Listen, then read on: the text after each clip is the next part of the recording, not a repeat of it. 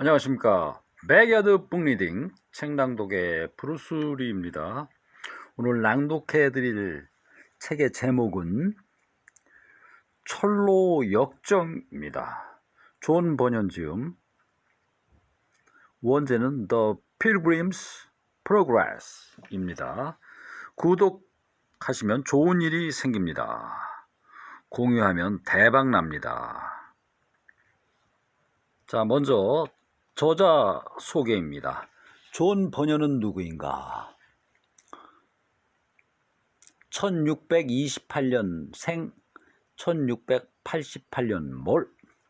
성경 다음으로 가장 많이 인쇄된 책이라는 철로 역정을 비롯해 죄인의 쾌수에게 넘치는 은혜, 거룩한 전쟁, 악인의 시의 삶과 죽음 등의 명절을 남겼다. 비록 학교에서의 배움은 짧았지만 존 번연은 풍자와 영웅이야기, 유머, 영적 분야까지 거의 모든 장르를 빼어난 글솜씨로 다루었다. 무엇보다 그는 평범한 사람들이 겪는 씨름에 공감을 보였고 성경의 영적 원칙을 그들의 실질적인 삶과 연결시키는 재주가 탁월했다. 존 번연은 1628년 영국 베드포드 근처 엘스토어에서 떠돌이 댐장이이자 자벽부의 아들로 태어났다. 1644년 이 시골 소년의 삶 속에 일련의 비극적인 사건이 일어났다. 한 해에 어머니와 누이가 잇따라 세상을 떠났고 뒤이어 아버지가 재혼했다. 같은 해 16살의 번연은 의회군의 보병으로 입대하여 3년간 복역했다. 대박! 그가 배치된 지역은 거의 전투가 벌어지지 않았지만 어느 날 한 젊은이가 그 대신 임무에 나갔다가 전사하는 사건이 벌어졌다. 이 일을 두고 번연은 평생 하나님이 특별한 사명을 위해 자신을 살려주셨다고 믿으며 살았다. 제대 후 그는 믿음의 아내를 만나 결혼했다. 결혼할 때 아내가 가져온 신앙 도서들을 접하며 그는 진정한 회심을 경험했다. 그러나 가난한 신혼살림, 시각장애를 안고 태어난 첫아이, 뒤이어 태어난 새 아이, 아내와의 사별, 재혼 등 혼란스러웠던 시대상만큼이나 그의 개인사도 녹록지 않았다. 그래도 재혼을 했군요. 자, 그러면 마이너스 플러스 해서 행복한 삶을 살 수 있는 기반이 마련이 된 것이죠. 이 과정에서 그는 영적 암흑기에 빠져들었으나 고통스러운 정년과 정화의 시간을 뚫고 나왔다. 마침내 복음을 전하는 설교자로 세워졌다. 번연은 일평생을 내전이 빈번하게 일어나고 영국의 종교 지형도가 다시 그려지는 사회의 대격변의 시기를 살았다. 1660년 영국의 찰스 2세는 비국교도들의 자유를 제한했지만 번연은 하나님의 말씀을 전하는 일을 포기할 수 없어 12년 동안 옥고를 치렀다. 출소한 번연은 베드포드의 목사가 되었으며 이후에도 복음을 전하기 위해 기꺼이 감옥에 갇히는 수고를 감당했다. 철로 역정 1678년 17세기 말입니다. 철로 역정을 비롯한 많은 작품들은 그가 수감 생활을 하는 동안 탄생했다. 그렇습니다. 유배 생활이나 수감 생활을 하지 않으면 이런 대작들이 나올 수가 없죠. 1688년 8월 31일 런던에 설교를 하러 갔다가 그곳에서 눈을 감았다. 옴기니 정성묵 씨는 영어 영문학을 전공하고 현재 전문 번역가로 활동 중이다. 그리고 2015년 문서선교협력위원회가 선정한 올해의 역자상을 수상했다. 자, 그러면 이런 그림들이 있고요. 자, 한번 볼까요? 뭐 이런 그림들입니다. 자, 이거 넘어가면은 서문이 나오고,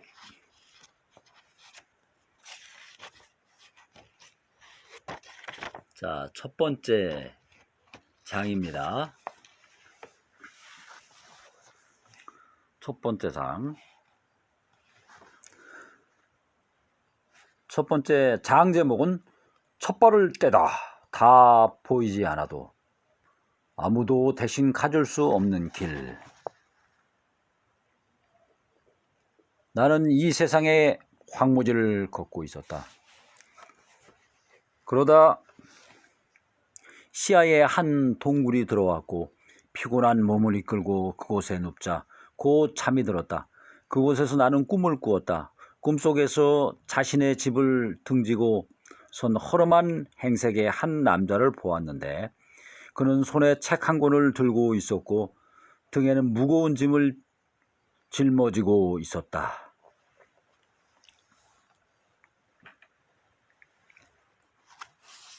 그는 손에 든 책을 펴서 읽다가 눈물을 흘리기도 하고 괴로운 듯 몸을 떨기도 했다. 그러다 이내 고통스러운 절규를 내뱉었다. 아, 난 이제 어떻게 해야 한단 말인가. 남자는 참담한 마음으로 집에 돌아갔지만 아내와 자녀들에게 자신의 마음을 들키지 않도록 할 수 있는 한 감정을 누르고 또 눌렀다.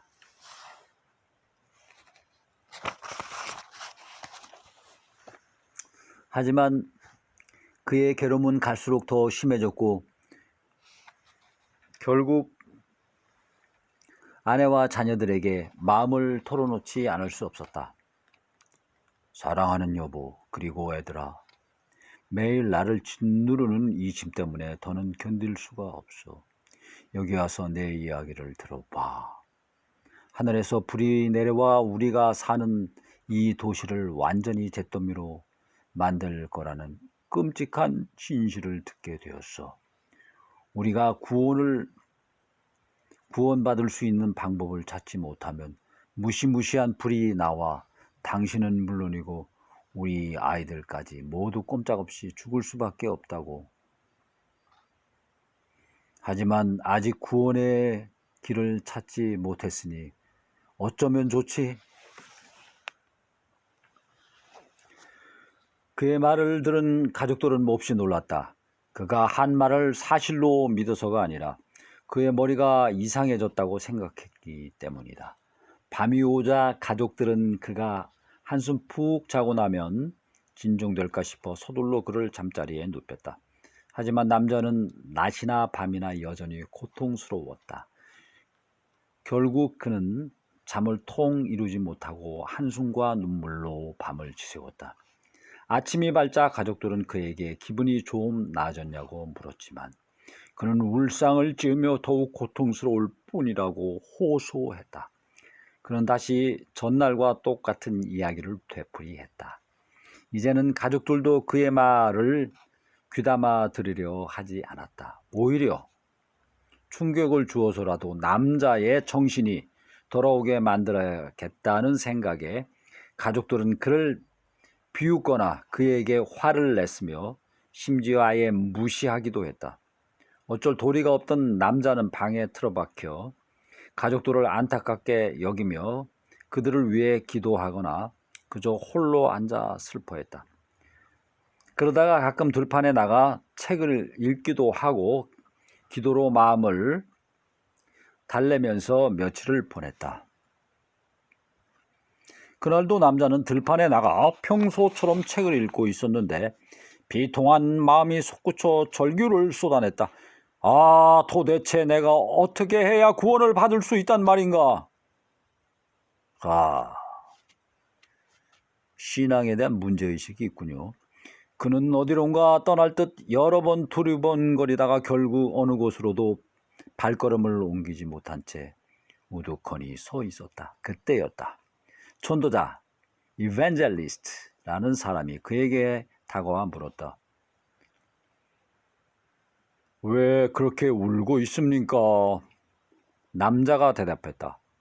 선생님, 제 이야기를 좀 들어주시겠습니까? 저는 이 책을 읽고 제가 죽을 수밖에 없고 죽고 난 다음에는 심판을 받는다는 사실을 알게 되었습니다.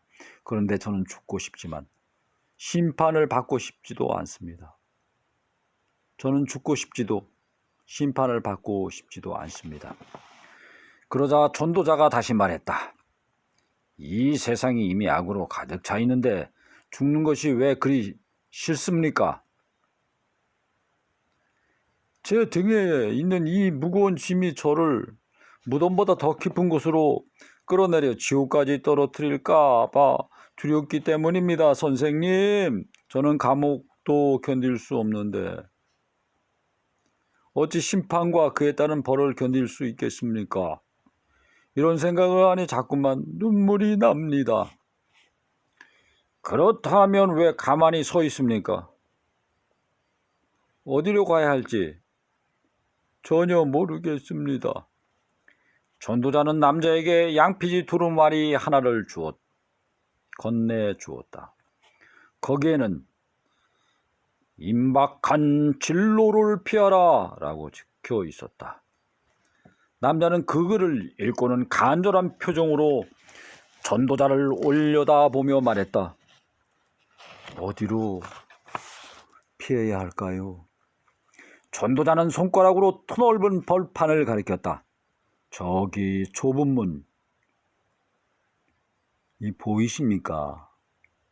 위켓 게이트, 좁은 문. 안 보입니다. 그러면 저기 환한 빛은 보이십니까? 네, 보이는 것 같습니다. 저 빛을 따라 똑바로 가면 그 문이 나타날 겁니다. 그 문을 두드리면 누군가가 나와서 당신에게 어디로 가야 할지 알려줄 겁니다. 나는 꿈에서 남자가 뛰어가는 모습을 보았다. 그런데 얼마 가지 않아 아내와 자녀들이 그를 향해 어서 오라고 소리를 지르기 시작했다. 하지만 그는 손으로 귀를 틀어막고 계속해서 달리면서 소리쳤다. 생명, 생명, 영원한 생명! 그는 뒤도 돌아보지 않고 이를 악물고 평야 한 목판을 향해 내달렸다. 그 사이에 이웃들이 하나둘 밖으로 나와 남자가 뛰어가는 모습을 지켜보았다. 어떤 이들은 그를 조롱하고 어떤 이들은 위험하다고 경고했다. 그런가 하면 돌아오라고 소리치는 이들도 있었다. 그들 가운데 두 사람이 남자를 억지로라도 끌고 오기로 마음을 먹었다. 한 사람의 이름은 고집이었고 obstinate, 다른 사람의 이름은 변덕이었다. pliable, 변덕. 그즈음 그는 꽤 멀리까지 가 있었지만 뒤돌아오는 두 사람이 마음을 먹고 추격하자 이내 그를 따라잡았다. 그가 자신을 쫓아온 두 사람을 보며 말했다. 아니, 왜 따라오는 거지요?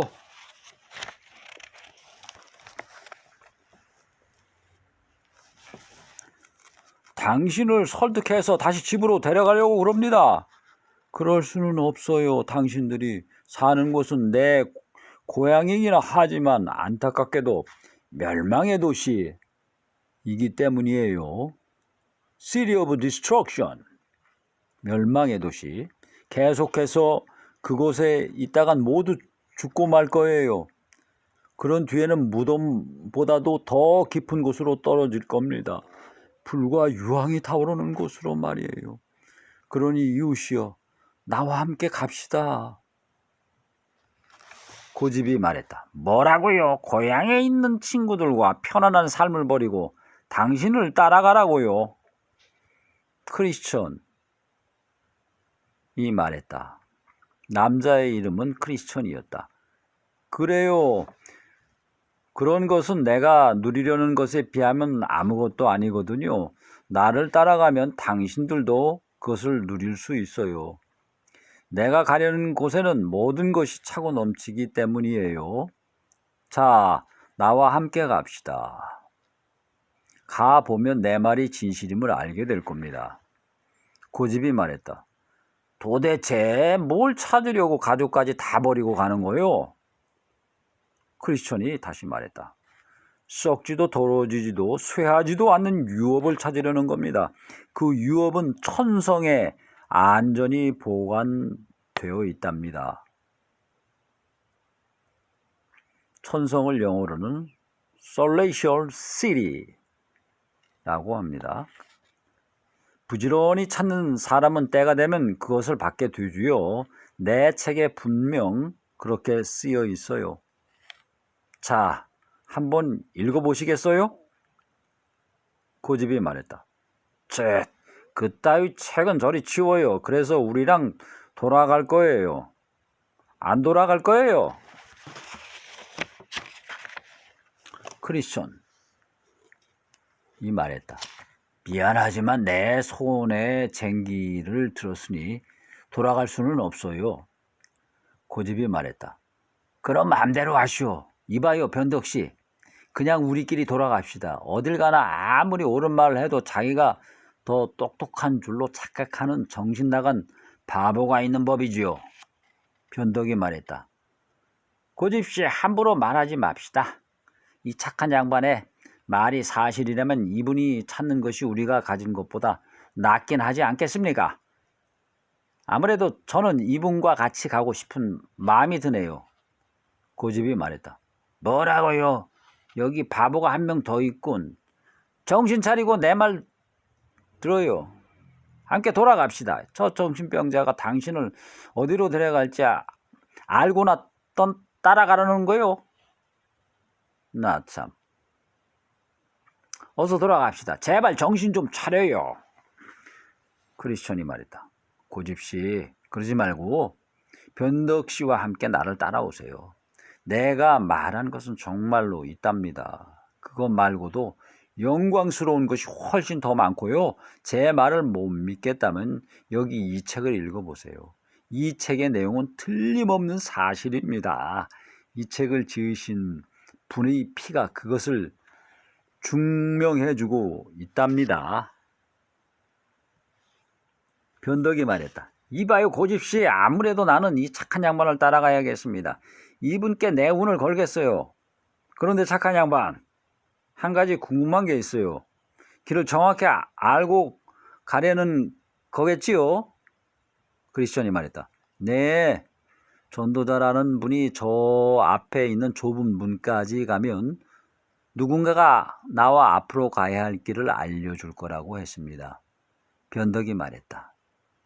좋습니다. 함께 갑시다. 감사합니다. 자, 더 궁금하신 분은 책을 구매해서 알아보시기 바랍니다. 이 책은 두란노 서점 출판사에서 만든 책입니다.